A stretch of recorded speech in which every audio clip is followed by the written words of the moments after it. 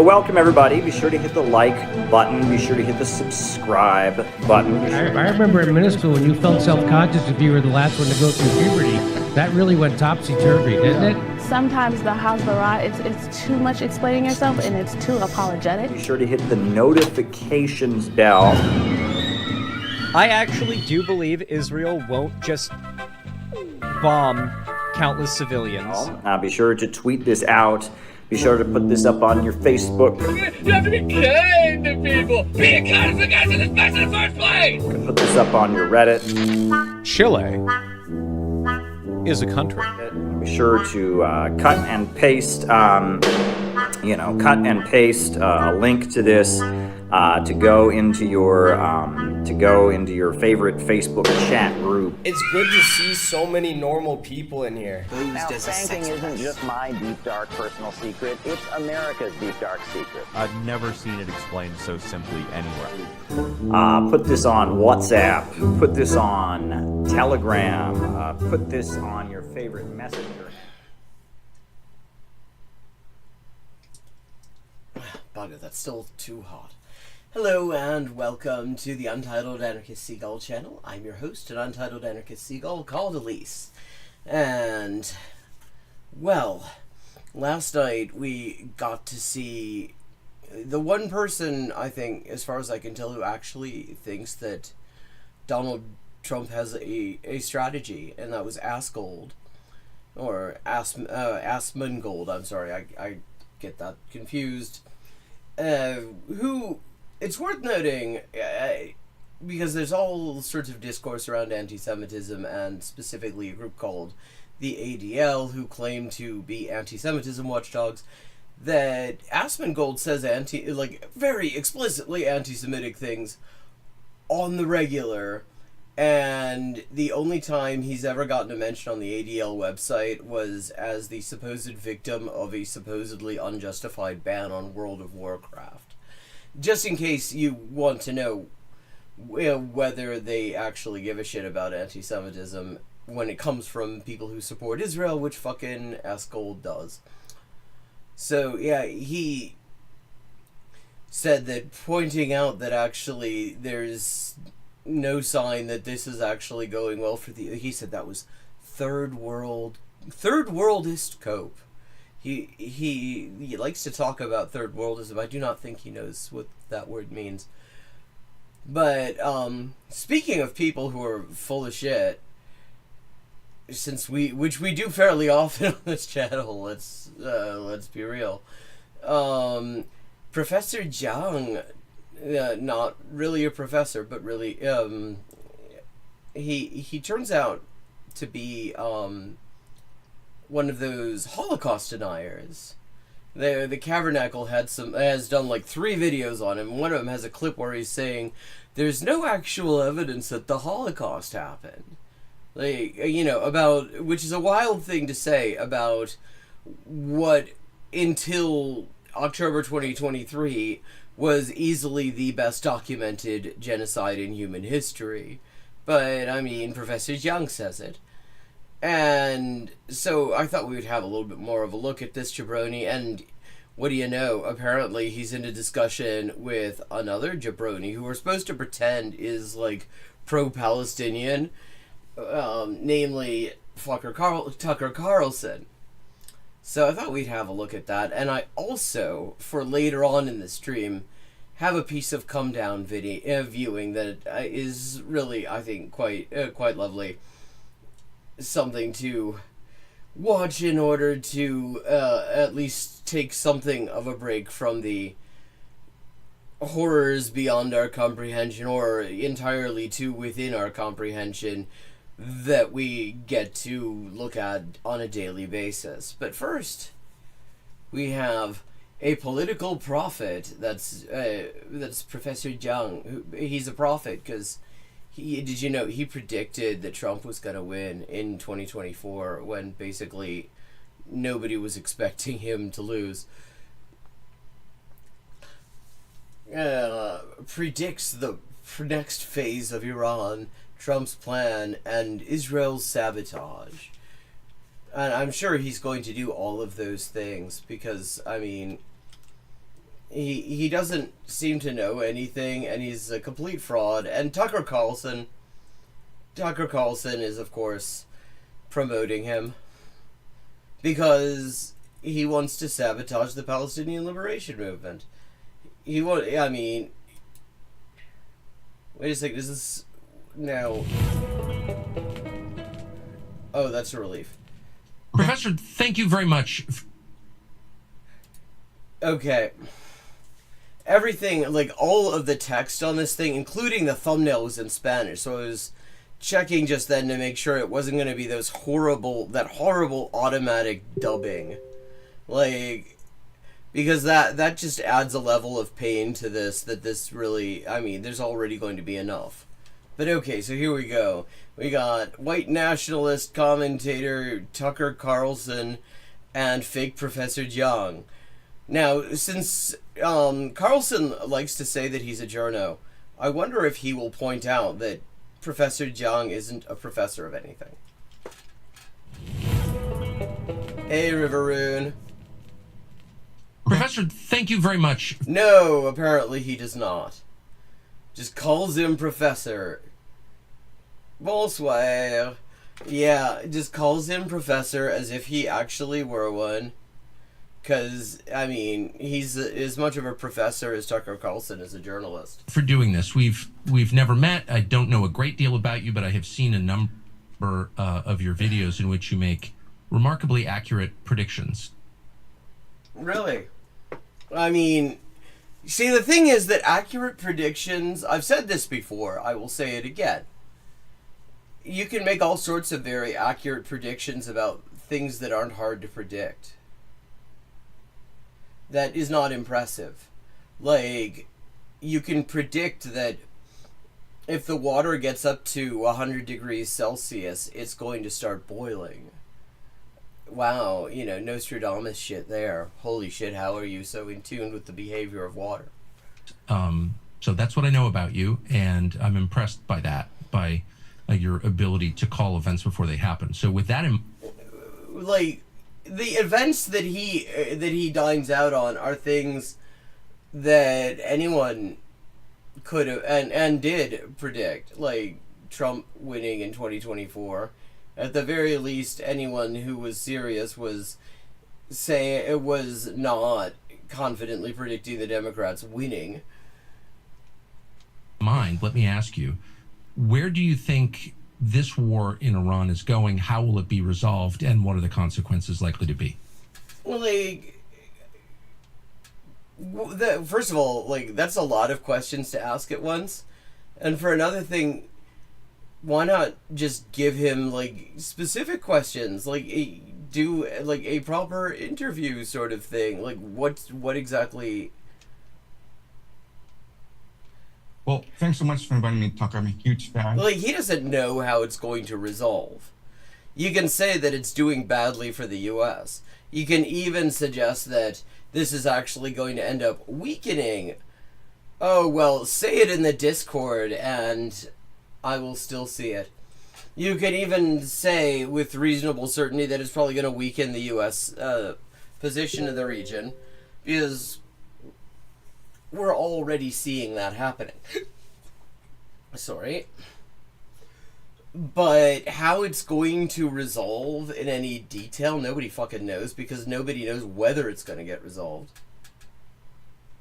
I've been admiring your work for a number of years now. I mean, that's another strike against him, really, but not surprising, since he's a Holocaust denier. I think that this war in Iran will be very similar to the war in Ukraine. Okay, I mean, it already isn't similar to the war in Ukraine, though.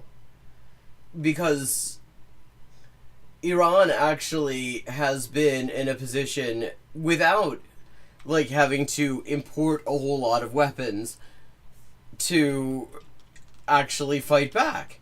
If it were similar to Ukraine, there never would have been Russian troops in Ukraine. That just never would have fucking happened. So that's already a really strange analogy to be using. Meaning that this will be drawn out, be a war of attrition, neither side will concede defeat, even though it is in their best interest to reach a ceasefire, and this will have dramatic consequences on the global economy. I mean, see, I already think that he's probably wrong about. I don't see this being dragged out this long, precisely because of the consequences for the global economy. Like, precisely because of the consequences for oil. And because Donald Trump does not have the stomach for anything long. He is trying, the minute he gets into shit, he's already working at trying to, find a way to walk away from it if it gets too hot. He likes to cut his losses. And the way he just keeps on declaring victory, it sounds like he is very much trying to cut his losses. And the real problem that for, like, the Trump approach of just sort of buggering off and saying, okay, we'll stop attacking you if you stop attacking us now, is that Iran isn't having it because they already did that and it gave them absolutely no security that they weren't going to be attacked. Like, that is the sticking point there. But I have a feeling if the U.S. just completely stopped, that they would probably, Iran probably would, slow down and ultimately stop as well, just because they're very serious about not just being, not just not being the first one to escalate, but also really being seen to only escalate after the other side does it, or to only be reciprocating. And if the U.S. were to just completely stop, they probably would, and Israel were to completely stop, they probably would eventually just stop on account of that.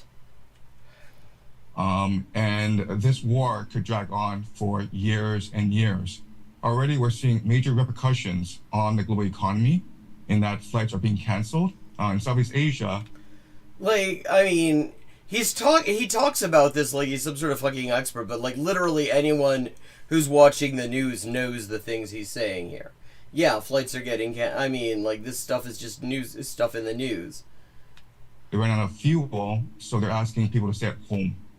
And in a few more months, experts are predicting a food shortage, meaning that nations will be forced into food rationing.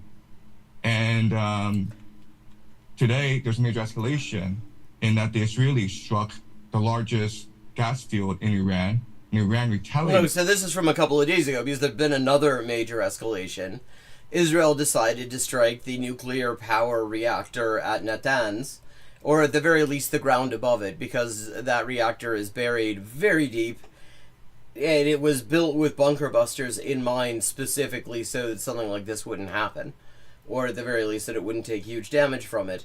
And Iran responded, yes, oh, well, I don't know that this is jabroni. See, to me, jabroni stacking is when they're fighting.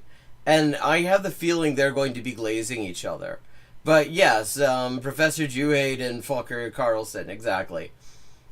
Nice to know that you can get it through on Twitch. Maybe that's why Askgold streams there. By attacking energy infrastructure of the GCC.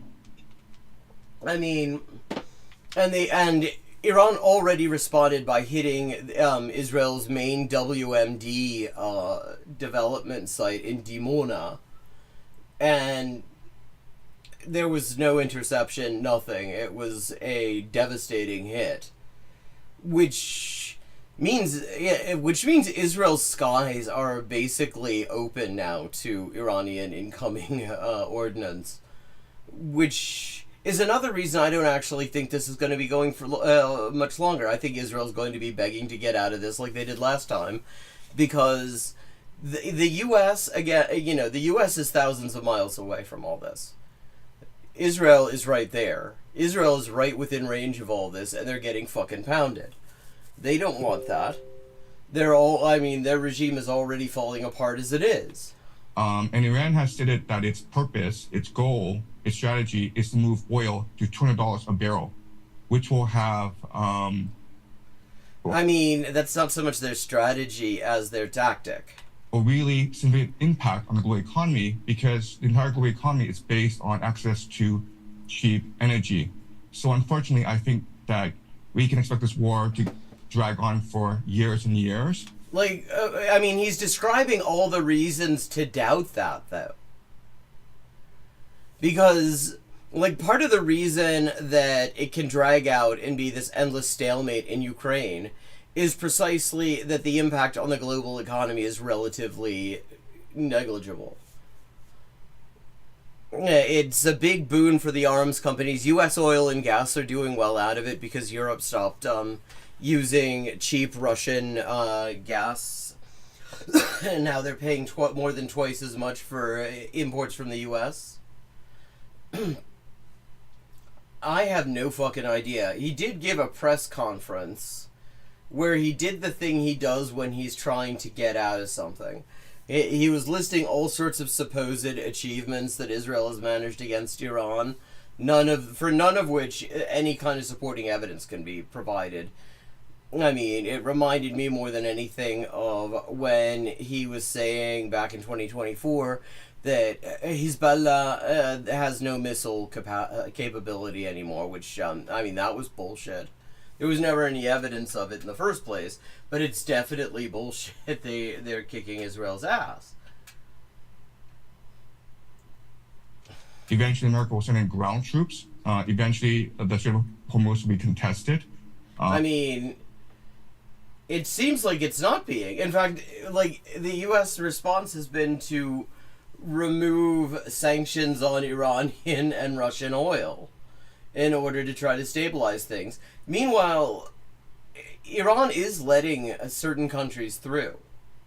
If they trade in yuan and they pay Iran something, I think it was like $2 million a pop. It might have been more than that. I don't remember how many zeros it was. Then they can go through. Eventually, this will spread all across the world. Eventually, other nations will be drawn in. So Saudi Arabia is thinking about declaring war on Iran. And Saudi Arabia has a mutual defense pact with Pakistan. So Pakistan... Pakistan actually has extended Iran under their nuclear umbrella, though. So this seems a bit unlikely. Be drawn into this war. So things are spiraling out of control. In fact, I mean, Pakistan has not actually shown any particular interest to end up on the side of Israel. And the thing that, of course, the thing is, there are two reasons that GCC dictatorships are not keen on directly getting involved.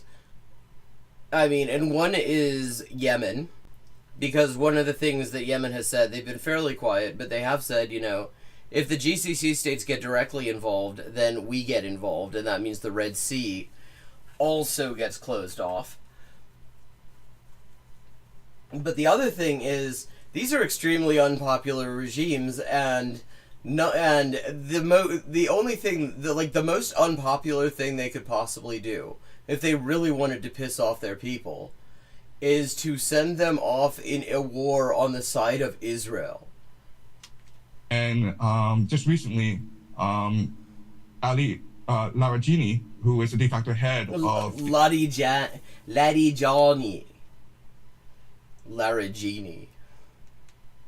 The Iranian war effort was assassinated.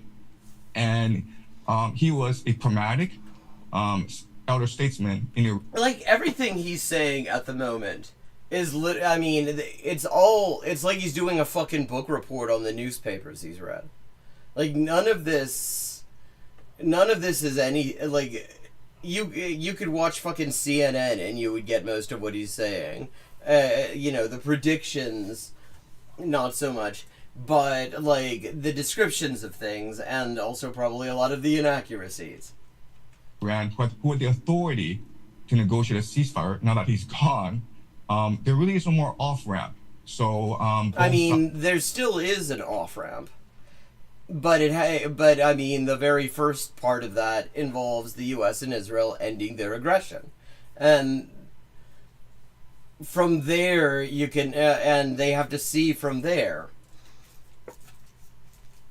Like, I mean, they have replacements. Like, Laddie Johnny's replacement has already taken office. Sides are committed to a long war. I mean, I don't think both sides are committed to a long war. I mean, Trump was talking about this thing lasting a month as if that was a long time. I mean, by his standards, it probably is. Attrition and the consequences for the entire global economy are quite dire.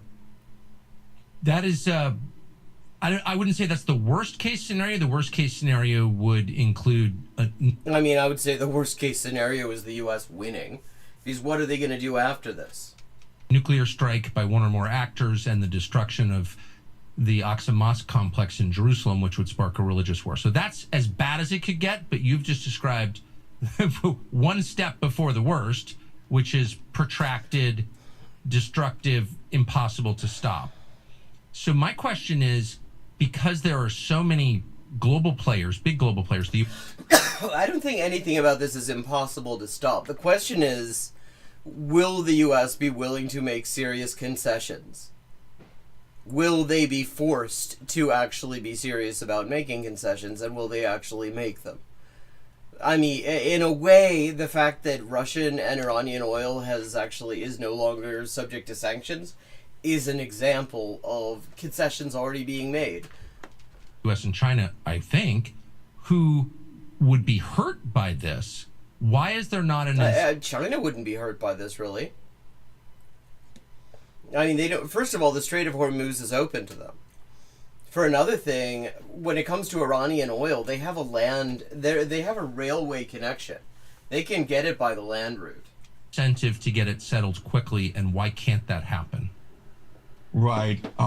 So once... I mean, it is wild that he's asking this guy, who is just an asshole from the internet, who doesn't know anything,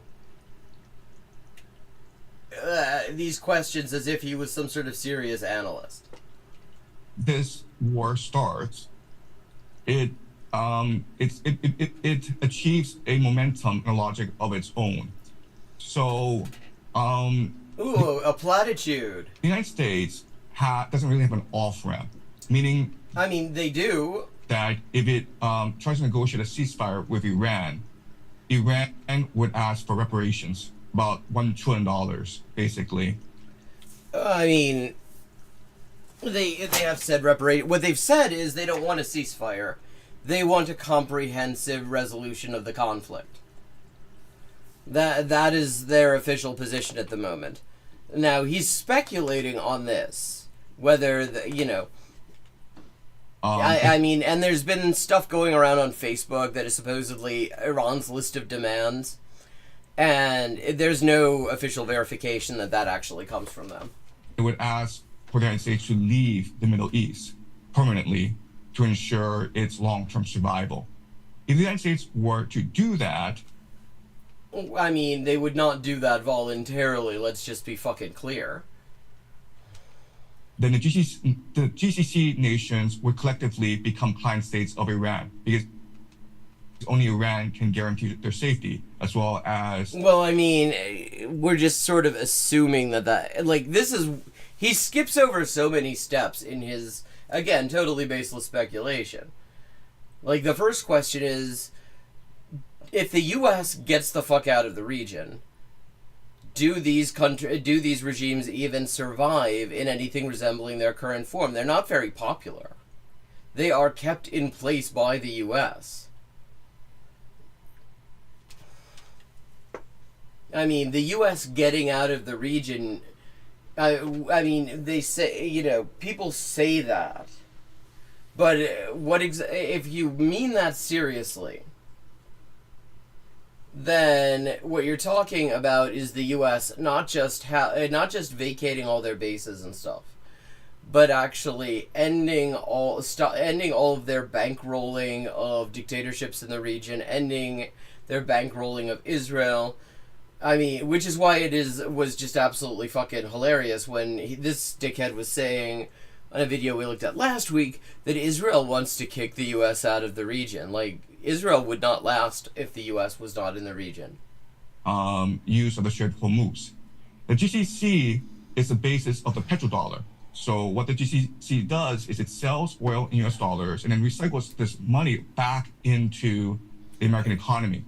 So if the GCC were to abandon the petrodollar, then this would have severe repercussions on the American economy.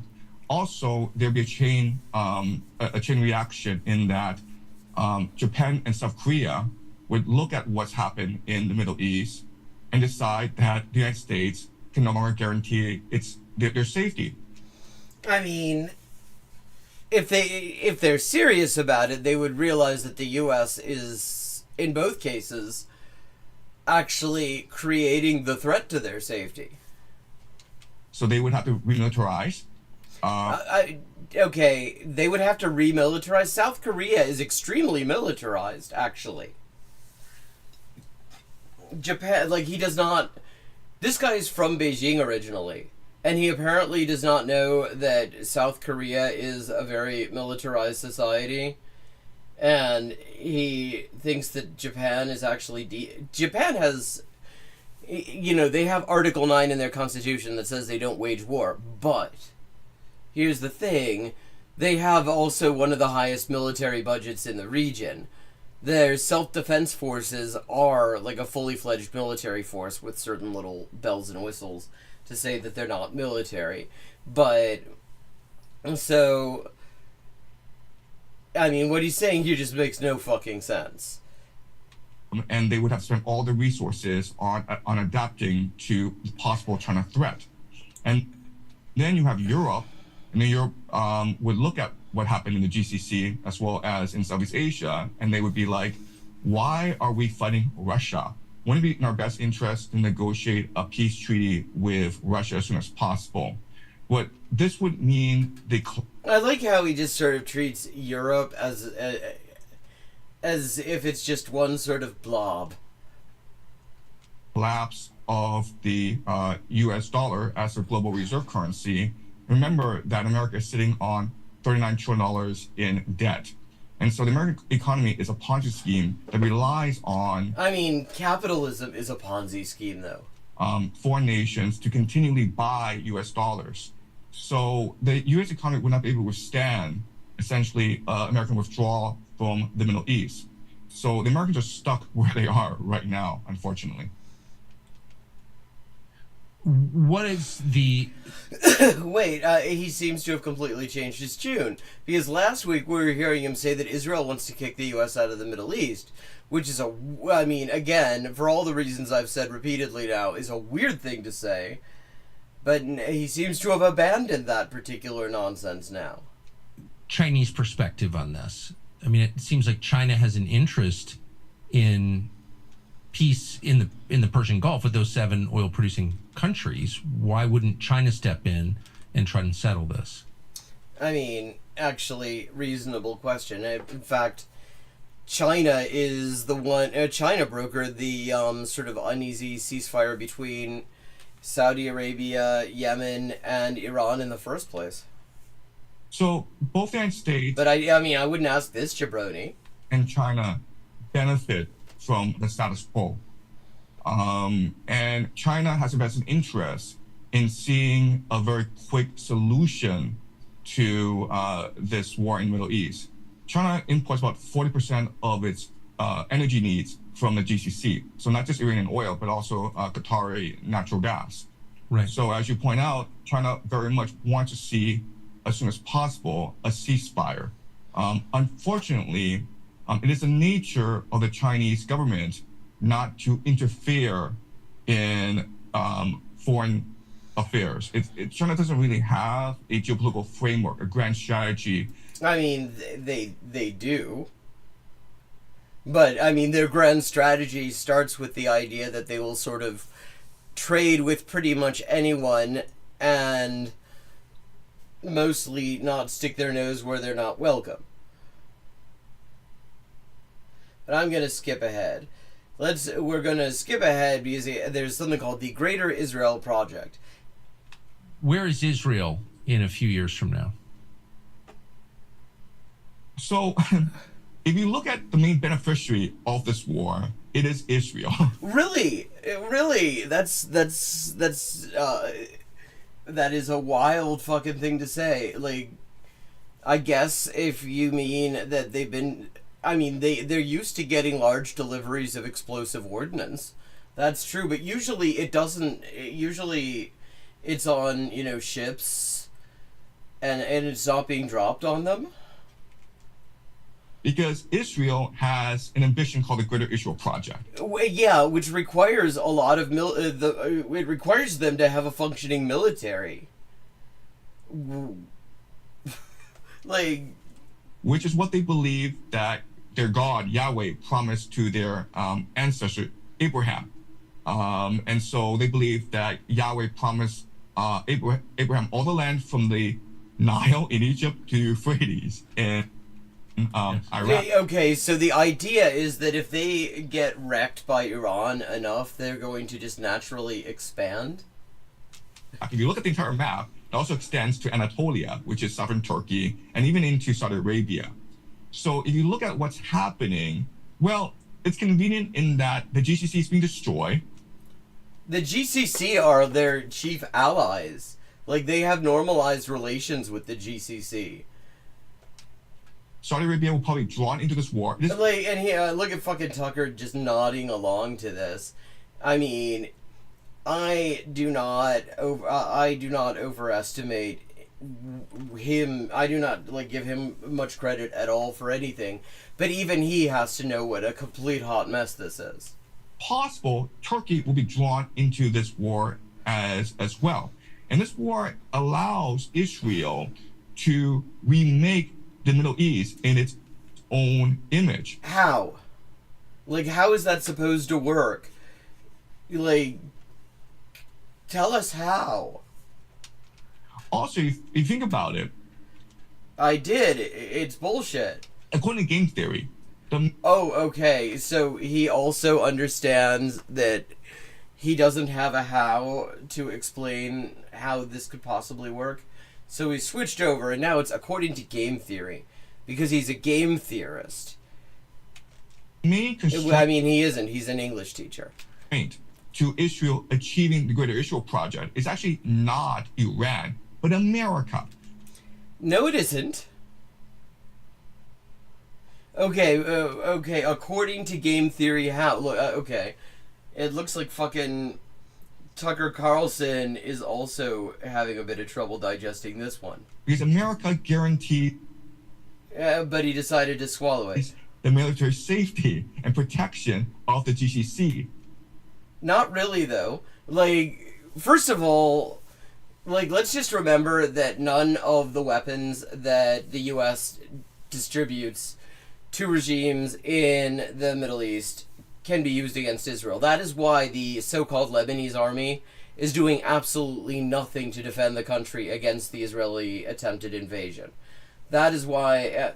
but the thing is, the weapons are also not really capable against Israel. Israel gets the newest shit. Everybody else gets last year's models. So no, I mean...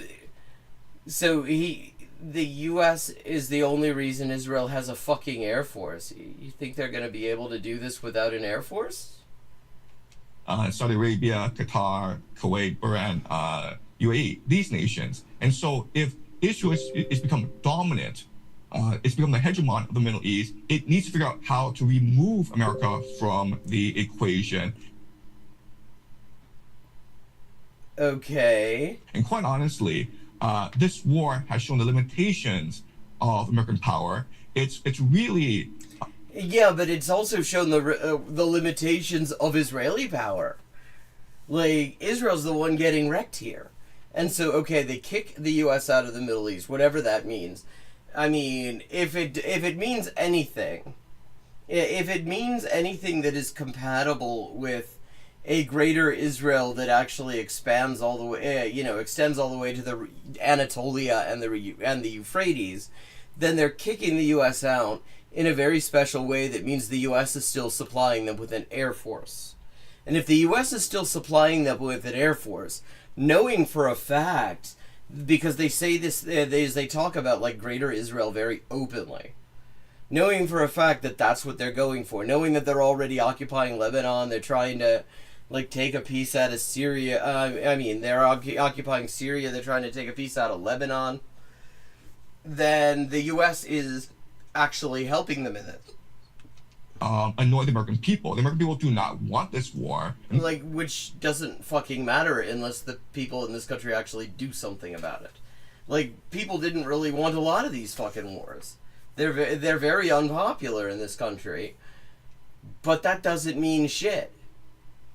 American people don't even understand why America is still in the Middle East. And so it's very possible that regardless of what happens in this war... I don't think he understands. ...is forced to withdraw from Either the Middle East, in which case Israel is able to achieve its Greater Israel project. Without an air force, without artillery, because the U.S. supplies that. Only with, like, ground forces who have been thoroughly wrecked by the Qassam brigades,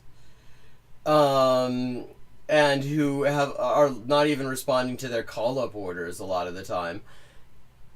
And with, like, drones and tanks that can be wrecked with shells that cost $500 to make. Standard security cameras cannot prevent break-in.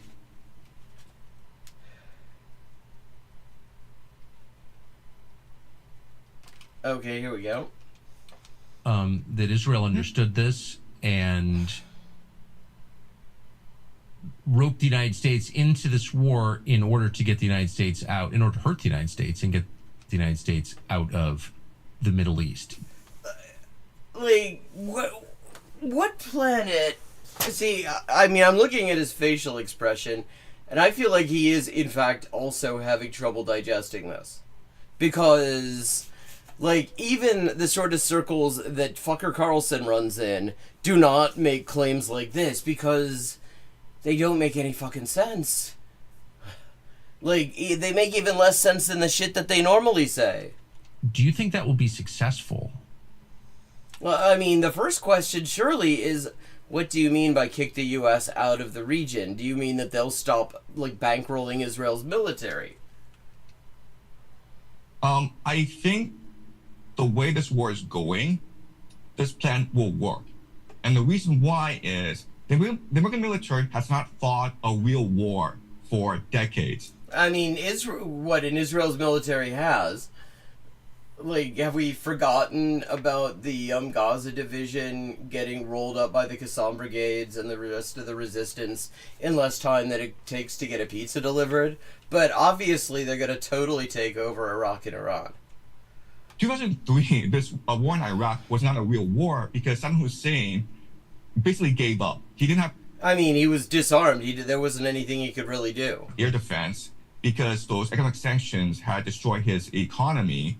And his logic was this: let the Americans invade. They can't possibly invade because if they destroy us, that would make Iran, which has hostilities against... I mean, I think his logic was he can't stop it. Because Iraq was totally disarmed. So this is, okay, so getting invaded was Saddam Hussein's grand strategy. Okay, so Israel wants to no longer have an air force, because if they don't have an air force, then they can take over the entire region.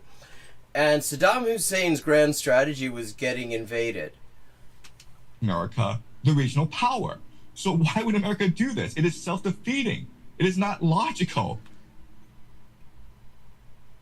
It is not rational. So I'm not worried about them attacking me. He clearly was. And he was surprised when they did. And he thought that by showing the world that these claims about weapons of mass destruction were a lie, that there would be some sort of pushback to prevent it. Because it was not logical, it was not rational. But they did attack. It was a cakewalk. It took about 2 weeks. I mean, the occupation is still going on, and Iraqi resistance forces are kicking them out of the country now. achieve air supremacy very quickly.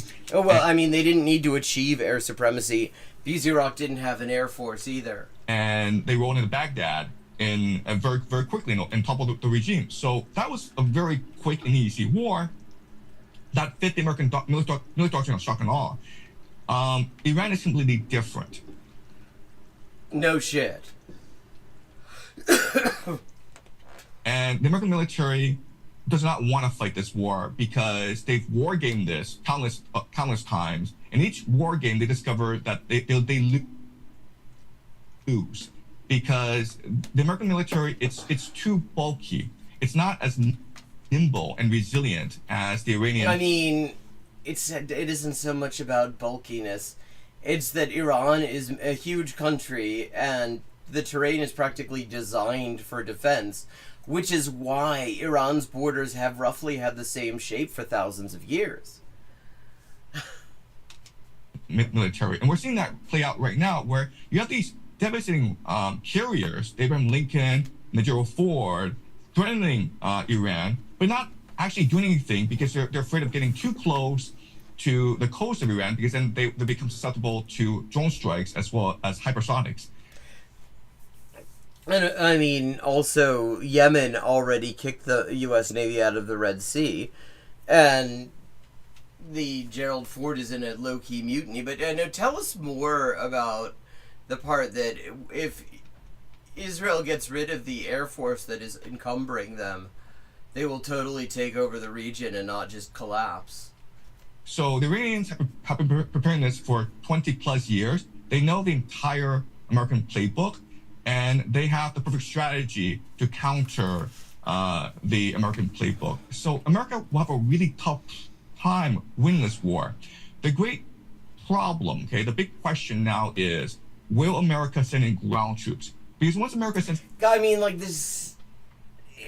I mean, he talks about this stuff like it's some big fucking reveal. And every time, it's something that everybody's already been speculating on for like a week or more. Or it's the wildest bullshit you ever heard. And ground troops, then it becomes plot committed. It's mission creep, some cost fallacy. It'll be like Vietnam. That's not what mission creep means. Over. So right now... No, it won't. Like, Vietnam is a terrible analogy. Because when the U.S. invaded Vietnam, actually the invasion went off more or less without a hitch, because the U.S. already had a puppet regime in place that was supporting them. In fact, that was the entire purpose of the Republic of South Vietnam, was to support the U.S. occupation.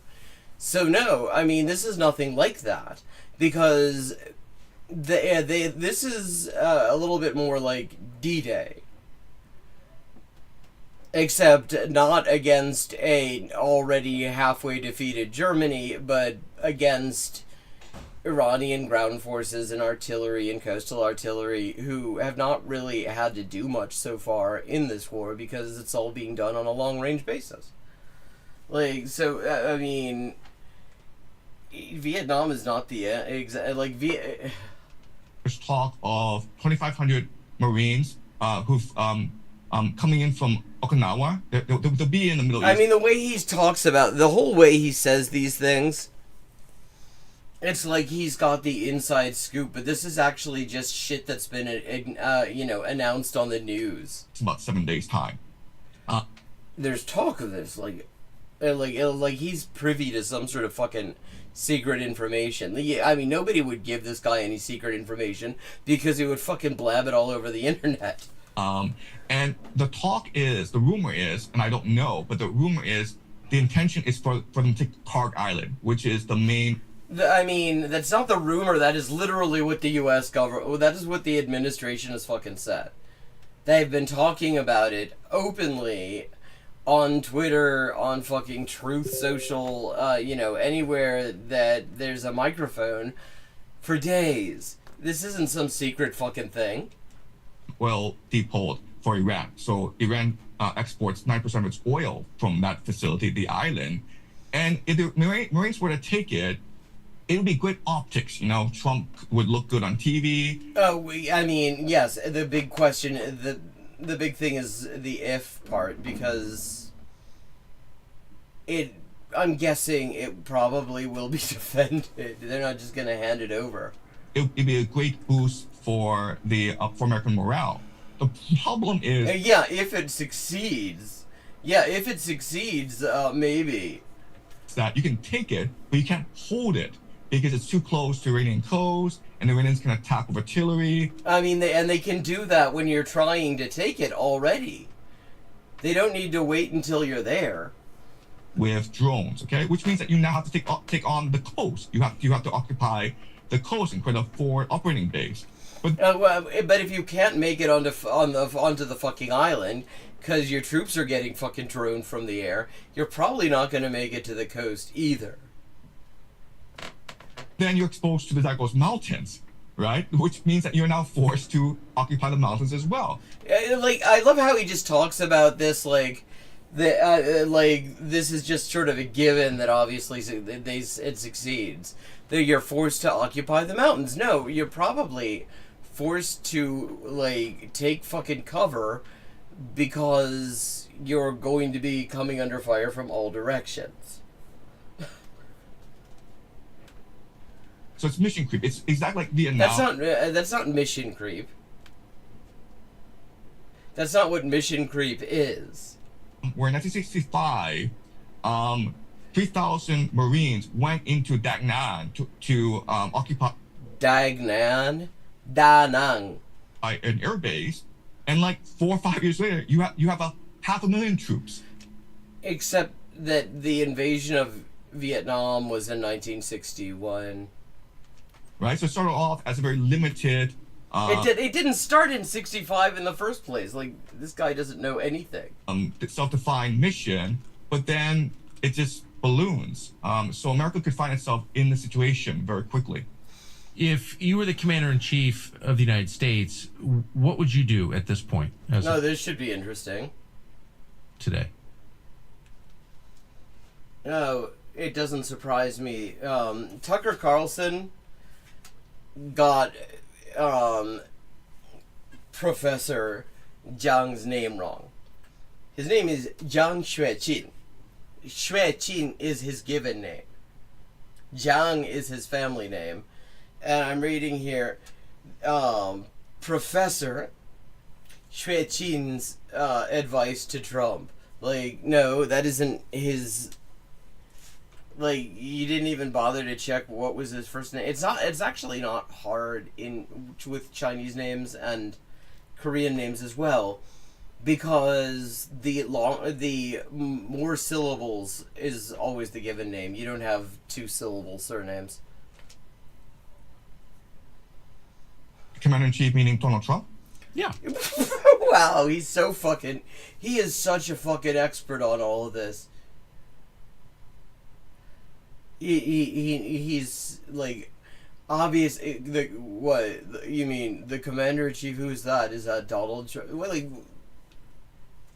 Wow. He what a fucking Nostradamus we're in the presence of here. You get to make the decision. What does America do next? If it's acting in its own interest, if it's trying to preserve its power and wealth at this point, what does it do? Well, first of all, I would acknowledge that all these events are interconnected, right? So this trip war of China, this war in Ukraine, this war in the Middle East, it's all interconnected because the American empire is too overstretched and it has its fingers on everything. And so it allows its enemies to provoke it into these never-ending wars. But they weren't provoked into this. They just decided... They weren't provoked into these never-ending wars. Iraq didn't provoke the U.S. into a war. Afghanistan didn't provoke the U.S. into a war. Iran didn't either. In fact, Iran's whole thing has been deterrence. Their whole thing has been strategic patience, engaging diplomatically, all to prevent this situation. And up until now... the U.S. has and Israel have more or less, you know, been, you know, they've been satisfied with doing economic warfare without actually getting into a direct fucking conflict. The U.S. hasn't been provoked into shit. They chose to do this. So what I would do is basically sit down everyone, okay, including Russia, China, Iran, and say it's time for a new world order where we are partners in this relationship. Right? Before America was the hegemon, before the US dollar was the world reserve currency. But now what we want to do is open a dialogue where everyone is respected, where America's where everyone is respected, but only a handful of people are at the table. I mean, there are more countries than the U.S., China, Russia, and Iran, last I checked. A few, anyway. Is no longer the bully, but a willing partner in creating a new economic order that benefits everyone, and not just a few. Okay, so the U.S. is going to build communism. I think that's the wisest possible advice, and probably the only... Well, yeah, but I mean, it's very easy to say that, but what the fuck does that actually mean? Like, in fact, I mean, these sorts of lines are things that you will actually hear U.S. politicians say when they're talking about the U.S. role as it is in the world. So, like, what does that actually mean, though? Only path that preserves civilization, but they're the one country. I mean, since the fucking, I mean, climate change is not being dealt with in this scenario, so I don't know about preserving civilization. Standing in the way of that is Israel, which is the only beneficiary of this war. Like, I love how that there's no argumentative homework required for that. You can just say that, and it will not be challenged. See, I would actually sort of challenge the idea that a country that is getting that has had their air defenses shredded, that is getting pounded with missiles from 2 directions, potentially in the near future 3 directions, and the Palestinian resistance may yet be heard from. I mean, gradually Israel is taking away any benefit that they may have from still pretending that there's a ceasefire. So they might so at a certain point they will probably judge that they might as well.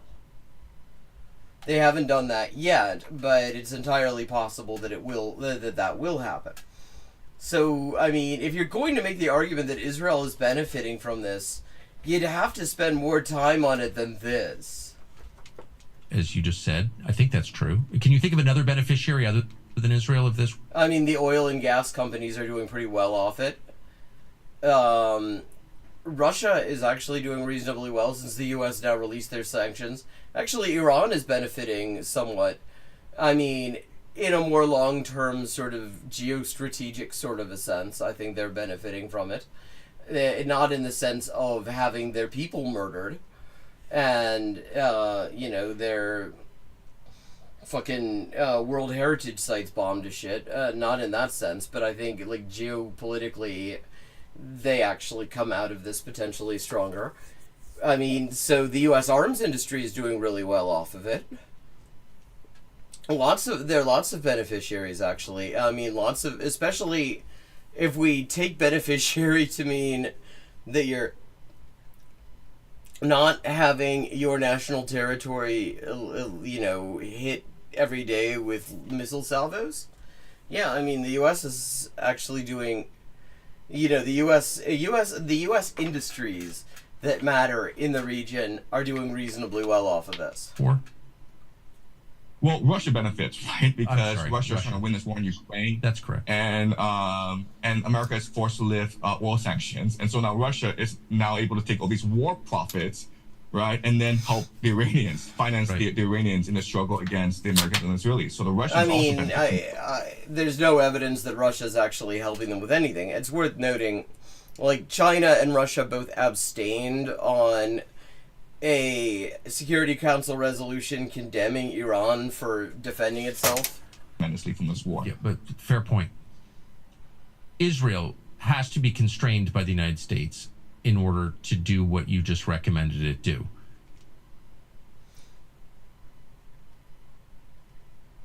Is that possible? I mean, okay, this will be interesting because he keeps on saying that Israel wants the U.S. out of the region. And as I pointed out, I mean, the U.S. isn't out of the region if they're still, like, giving Israel an air force. So is he going to notice the contradiction here? Does the American president have the authority to control its client state? I mean, yes, we know that. I mean, they're more dependent on the U.S. than they've probably ever been. So if you look at I mean, the wild thing about this as well is that he, you know, Mr. fucking Game Theory isn't even looking at the fact that Israel was in bad shape before this. Their economy is just a disaster. They, you know, one of their principal ports is bankrupt because of Yemen's sanctions. It's still, that hasn't recovered. They have massive brain drain, large segments of the settler population, like something like 40%, according to one recent poll, are considering just leaving altogether. Like, Israel is already imploding. So, and, I mean, the level of international isolation that they're experiencing is new for them. So, if you want to talk about, like, Israel having long-term projects, like taking over Iraq or something like that, you do kind of have to address all of that. the domestic situation in Israel, Israel no longer behaves rationally. It is sort of overtaken by eschatological fever, right? So if you look at I mean, that might be in part because they know they're running out of time. Videos coming out of Israel, there are rabbis going around saying that this war in the Middle East, even though it's destroying Tel Aviv, it's good for us because this will lead to the. Oh, wait a second. So it's destroying Tel Aviv. It's not. It's destroying military sites in the Tel Aviv area. But okay. Coming of our Messiah. So they believe that it is when Israel is under the most strain, when Israel. Yeah, but I mean, they're going to be. These people are. Yes, they're rabbis, they're clerics, they're also propagandists for the regime. So obviously they're going to be trying to put, in their own special way, a strong face on this disaster as well for them. So, like, why are we going to just pretend... Why are we just going to pretend that that is the way, that if they're saying that it's true? When the very existence of Israel is threatened. Oh, wait, wait, so I thought you were just talking about how great Israel was doing off of all of this, and how it was going to take over Saudi Arabia and Turkey soon, and now you're saying their existence is threatened. Like, make it make sense. Then God will intervene because the Jewish people will come together as a nation again. This is not actually... God, this isn't what the fucking rabbis say. This is what evangelical Christians say. Yeah, that is very true. He did make it sound like that, which is not true. But, I mean, what he's doing right now is he's, like, saying... This is Christian Zionism that he's saying here. It is not, like, Jewish, you know... Not even, like, the weird-ass, like, perverted version of... Jewish religious doctrine that you find in Israel, where they have really, I mean, it's like sort of, this is Christian Zionism, what he's talking about here. And commit themselves, renew their faith in God. And once God sees the blind, trusting, absolute faith of the Jewish people, like, faith is not actually really a thing in Judaism. But, I mean, this is evangelical Christianity that he's doing. He's, like, decided that rabbis are Christian Zionists. Then he will save his people by sending his Messiah, who will then redeem the... This is fucking evangelical. This is the evangelical end times prophecy here. This is not what those rabbis he was talking about are saying. None of this is what they're saying. In fact, they downplay this sort of shit for a very simple reason. Because if you actually look at what the evangelicals, whose prophecy this is, say needs to happen in order for their Messiah to show up, it involves killing all the Jews. Jewish people. So another saying this is secular temporal matters don't really matter. This war in the Middle East, not an issue. Like, literally nobody... Is he saying... What? I think he possibly does. Wait, like he thinks that people with weight in Israel think that the fucking war is not an issue. Wait, so wait a sec. Okay, I'm trying to understand this because I think I need a diagram. I need a whiteboard here, so I can put a piece of paper on it with a magnet like Caleb Mockman. But okay, so Israel wanted this war and is the main beneficiary of the war, although they're actually also getting wrecked and their existence is increasingly in question as a regime. But also they don't care about the war. The only thing that they do is fucking war. But they don't care about it. Because they want Jesus to come back, apparently. What matters is divinity. What matters is our relationship with God. Yes. So what matters is... God, this guy does not... It is just so amazing how many things he manages to get wrong in a single sentence. Because, like, for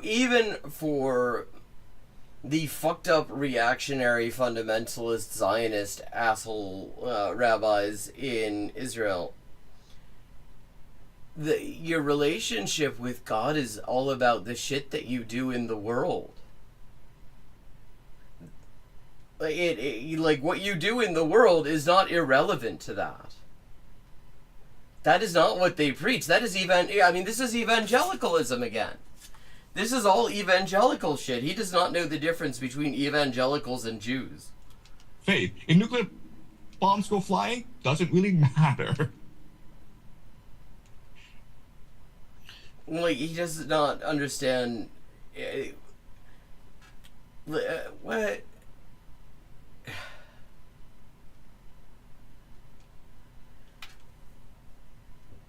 And, so, how is Israel benefiting from all this again? What's Even Tucker's like, what the fuck is this? so interesting is that, 25 years ago at 9/11, whatever you think of how that happened and why, there was... Oh God, please let us not hear what this guy thinks about 9/11. I saw it personally, a political Islam. There were Wahhabists. There were a lot of Islamic radicals around the world. And for a bunch of reasons over 25 years, that hasn't disappeared. There still exist Islamic radicals, but it's not, an important political force anymore. Really? It isn't? I mean, Al-Qaeda has taken over Syria. The Taliban are running Afghanistan. Iran, I think are people that you would call, that Tucker Carlson certainly would call, Islamic radicals. Wahhabism is still a very big thing in Saudi Arabia. And Israel is using ISIS against the resistance. And the chief resistance organization, the most popular, is a specifically Islamic organization. So it seems like maybe that might be a bit of an overstatement of the case there. At the same time, as Islam in general has become much more moderate, and the GCC is kind of the most obvious example of this. What does that mean, much more moderate? There has been a rise of Jewish Wahhabism and evangelical Christian Wahhabism. The evangelical Christians have been at this for fucking decades.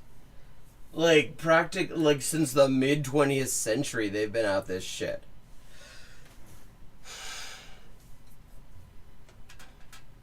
So to speak. I mean, you've seen this. But I see what he's doing there. It's interesting because he was also one of the big people promoting Islamophobia for a very long time. And the way he brings his audience along on that is to just pretend that there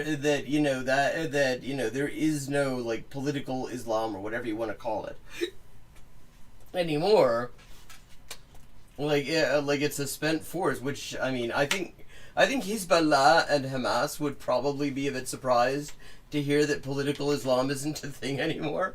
Eschatological extremism among It is so wild that the word that refers to, like, end times sounds almost identical, and if you speak too quickly is identical to the word that means anything related to shite.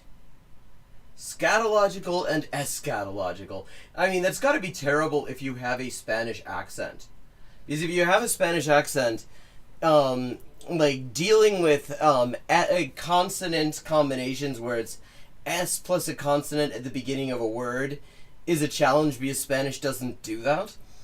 So, if you have a Spanish accent, often you will add an E at the beginning in order to simplify it and syllabify it in a comfortable way, which means that scatological and eschatological become identical phonetically, and nobody can tell which bunch of shit you're talking about. American Protestants, Christians, and some Israeli and American Jews.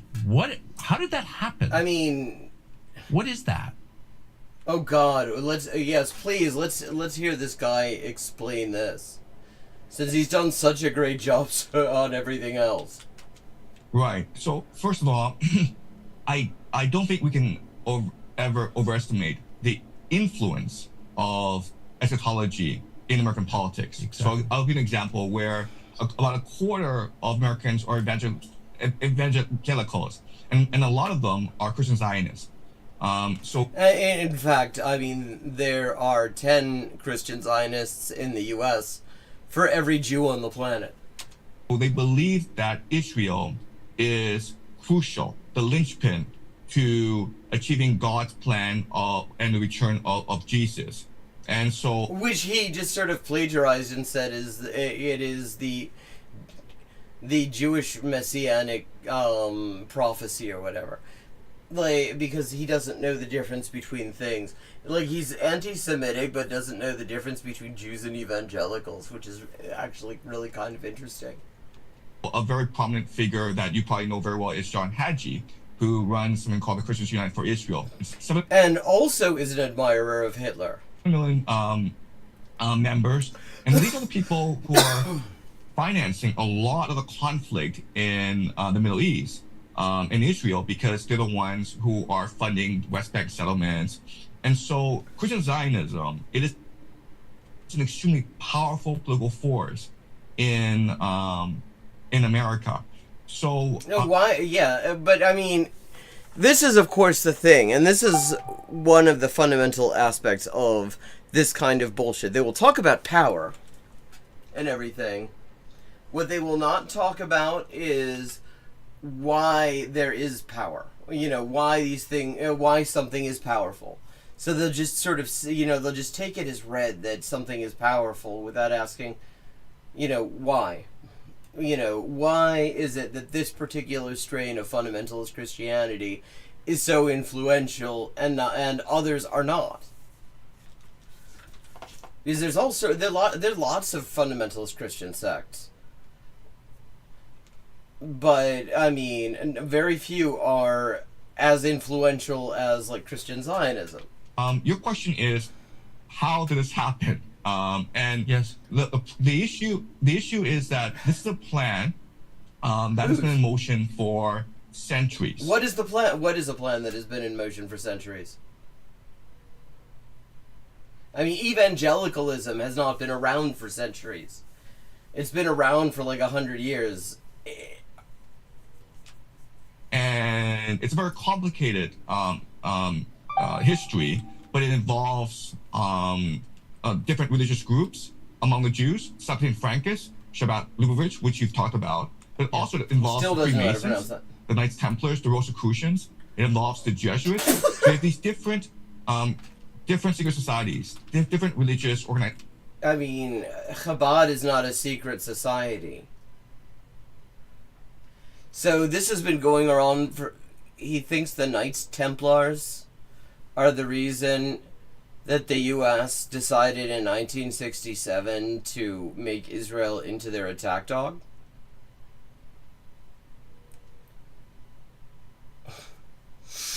Organizations working together for the century. Like, okay, so he's decided to bring Dan Brown into his fucking cinematic universe here.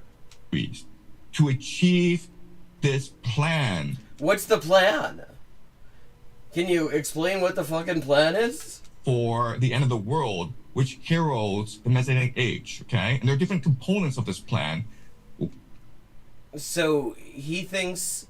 Okay, first of all, the idea that the Knights Templars were working alongside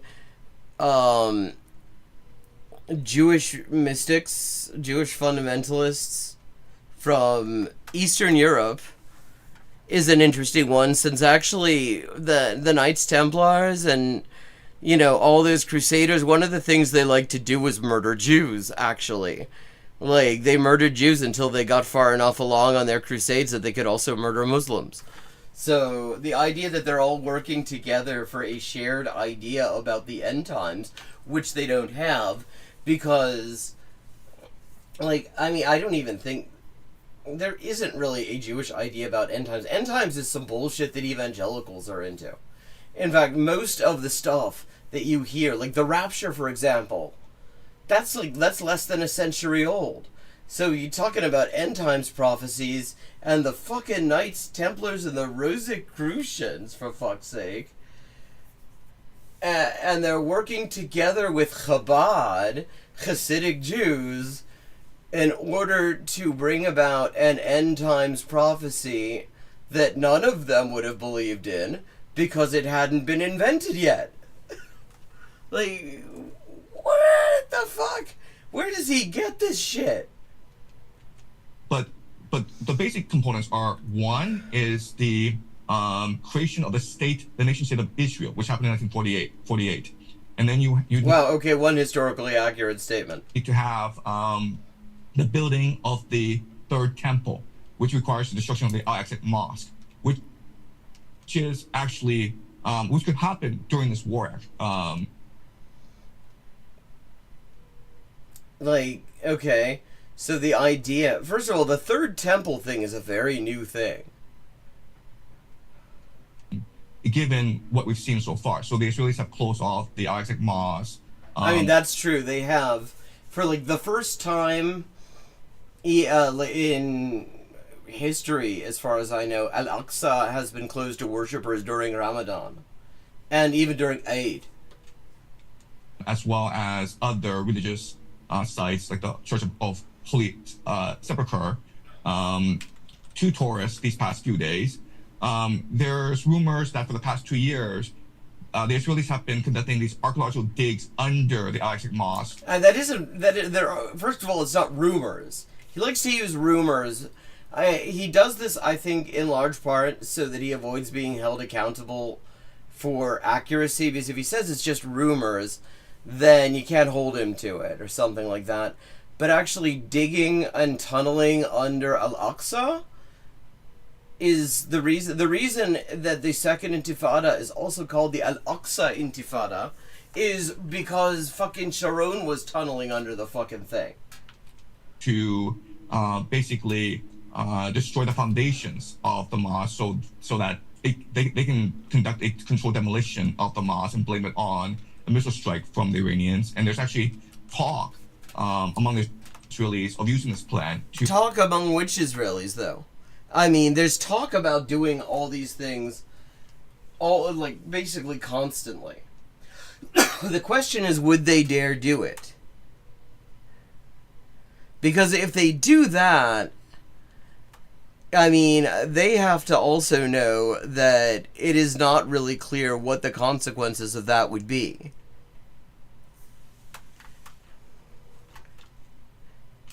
ignite a war between the Arabs and the Persians. So the Alexandric Mosque needs to be destroyed for the third temple. They also talk about this war of Gog and Magog. That's not fucking... That's fucking evangelical Protestant bullshit. In fact, I mean, one remarkable little story from the invasion of Iraq was George W. Bush was over in Paris to try to convince Jacques Chirac to get involved in this. And then he starts to say, look, guys, look, Jacques, this is Gog and Magog. That's what this is all about. This is Gog and Magog. And fucking Chirac didn't know what the fuck this is. So after Bush left the room, he called like the Association of French Protestants to ask what the fuck Gog and Magog is. Between Israel and the entire world. Then the coming of the Jewish Messiah, the creation of the Greater Israel Project, the return of all... Well, like, okay, I mean, he talks about all this stuff like it's just gonna happen. Like, you just wave your hands and Israel is occupying Saudi Arabia. Like, they can't get past Maroun al-Ras in fucking Lebanon, but they're totally, if they're just not constrained by the U.S. letting them have an air force, then they will totally be able to take over fucking Riyadh. All Jews from the diaspora. So they're but I mean, again, you're talking about that, it's going in the other direction. Jews are leaving Israel. More Jews are leaving than are going there, and that trend is not recent. It's been accelerating recently, but that's been going on for a few years now. Components to this plan. If you just observe geopolitical events. I mean, yeah, and you observe geopolitical events, you know this plan is not going to come off. Like, Israel is not going to fucking is not going to occupy Saudi Arabia.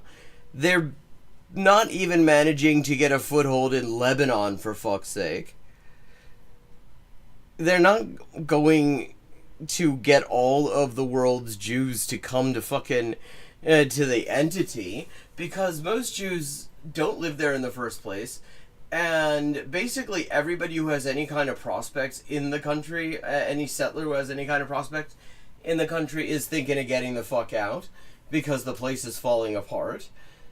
In fact, actually, if this is something that he feels he should be preventing, he should not be spreading anti-Semitism, because if you want to actually help Zionists out, if you would spread anti-Semitic bullshit, because the only way that you're ever gonna get like Jews going over there is if they're like scared to be anywhere else.